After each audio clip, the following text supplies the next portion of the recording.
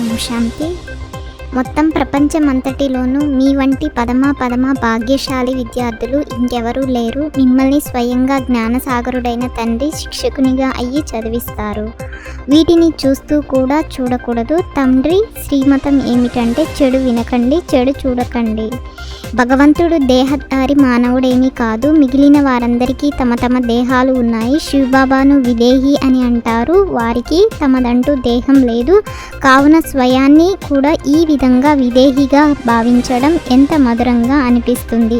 ఈ దేవీ దేవతా ధర్మమే పవిత్ర గృహస్థ ఆశ్రమంగా ఉండేది. ఇప్పుడు మనం ఆది సనాతన దేవీ దేవతా ధర్మాన్ని స్థాపన చేస్తున్నామని మీకు తెలుసు. హిందువు అన్న పేరును ఇప్పుడే పెట్టారు.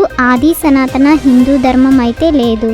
ఘోరమైన నిద్ర నుండి మేల్కొనండి, తండ్రిని మరియు వారసత్వాన్ని స్మృతి చేయండి అని పిల్లలైన మీకు మొత్తం రోజంతా సంతోషం ఉండాలి. ప్రదర్శనలో కొద్దిగా విని వెళ్ళినా కానీ వారు కూడా ప్రజలుగా అవుతారు. ఎందుకంటే అవినాశి జ్ఞానధనము వినాశనం అవ్వదు. రోజు రోజుకు మీ సంస్థ వేగంగా వృద్ధి చెందుతూ ఉంటుంది. అప్పుడిక లెక్కలేనంత మంది మీ వద్దకు వస్తారు. ఈ జ్ఞానం చాలా సహజమైనది. కేవలం లక్షల సంవత్సరాలు అని అనడంతో మనుషులు తికమక పడతారు. ఇది కూడా డ్రామాలో నిశ్చయింపబడి ఉంది. సతోప్రధానము నుండి తమో ప్రధానముగా అవ్వడం కూడా డ్రామాలో పాత్ర. కేవలం ఈ మాత్రం గుర్తుంచుకోండి, ఇది సంగమయుగం. ఇప్పుడు ఇంటికి వెళ్ళాలి, పవిత్రంగా కూడా తప్పకుండా అవ్వాలి.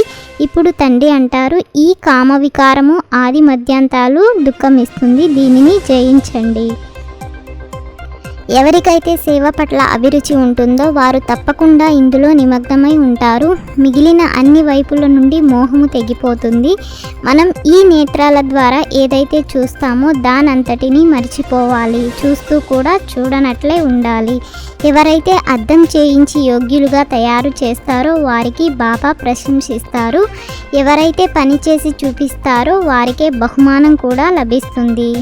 మీ ఆట కూడా చాలా సహజమైనది. తండ్రి అంటారు, మంచి రీతిలో ధారణ చేయండి, ఎటువంటి అశుద్ధమైన పని చేయకండి. ఒక్కరోజు కూడా చదువును మిస్ చేయకూడదు. ఏదో ఒక మంచి పాయింట్ తప్పకుండా లభిస్తుంది. మురళిని చదవకపోతే తప్పకుండా పాయింట్లు మిస్ అవుతాయి.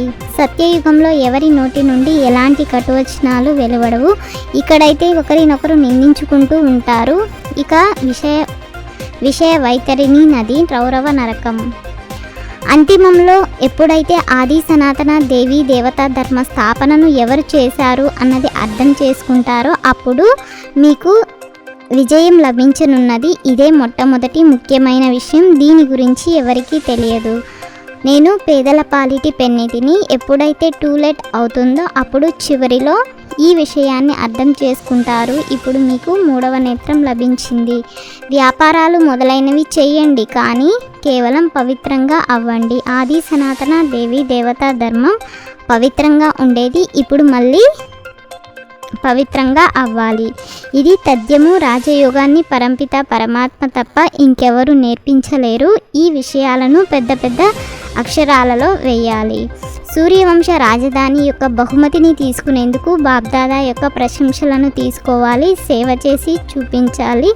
మోహపు బంధనాలను తెంచివేయాలి.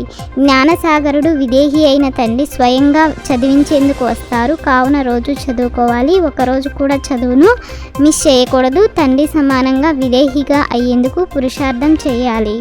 తమ ప్రాక్టికల్ జీవితపు ప్రమాణము ద్వారా సైలెన్స్ శక్తి యొక్క ధ్వనిని వ్యాపింపజేసే విశేషమైన సేవాదారి భవ. సేవ మరియు స్థితి యొక్క బ్యాలెన్స్ను ఉంచినట్లయితే సర్వుల బ్లెస్సింగ్స్ లభిస్తూ ఉంటాయి.